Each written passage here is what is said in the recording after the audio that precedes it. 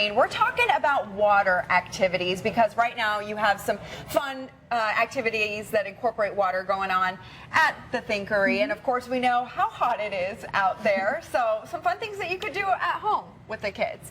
So Kayla, let's start with you. Sumi Nugashi? Sumi Nugashi. Sumi Nugashi. Yes. Very cool. What is this is an ancient form of Japanese art where we're going to be working with water, ink, and oil to create a really beautiful marble type design on paper. Looks so neat. So the first step is to simply set up your tray of water because this is going to act as our canvas.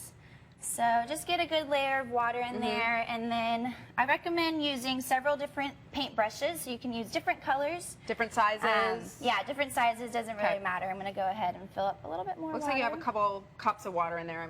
You know, depends how big your tray is exactly. going to be. We worked with plates at the museum, so you can do that as well. So I'm going to go ahead and start with the black because it's a little bit more dramatic, so you're able to see it better. And whenever I dab, it's going to actually spread out and expand into a circle. And then from there, we're going to be working with the oil. And since oil and water are insoluble, it will actually create a sort of blank space within the design. So the oil is added, and it actually expands outward. Very neat. And then you can, you know, just have fun with it. So once you have lots of colors in there, however many you want, you can then start swirling it, kind of creating this marble effect. So then, you know, you can use the end of your paintbrush, really go around and start twirling all of the colors together. You can also use your breath, so you can just kind of blow.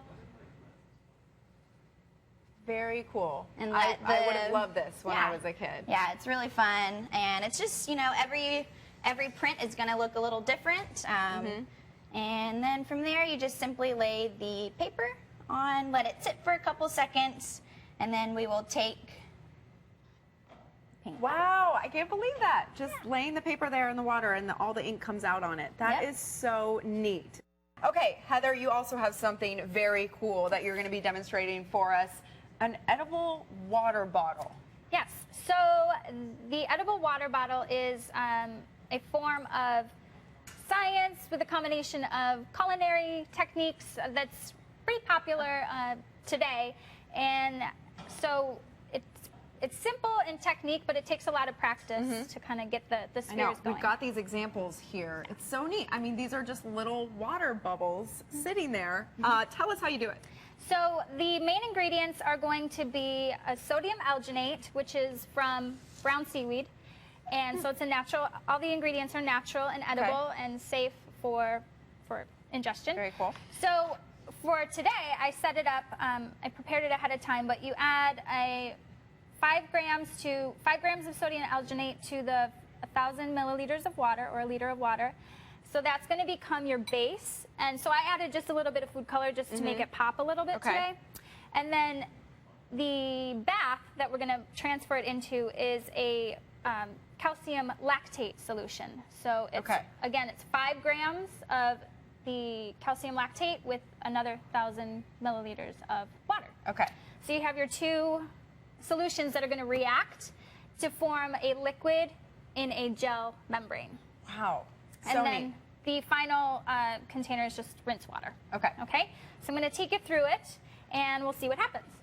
So we have a spoonful of our solution, and we're just going to gently drop it into our bath, and I can do a couple here just to get a couple of them forming. Yeah, you see it kind of forming in there. Yeah, and it's hard to get that perfect shape. Yeah.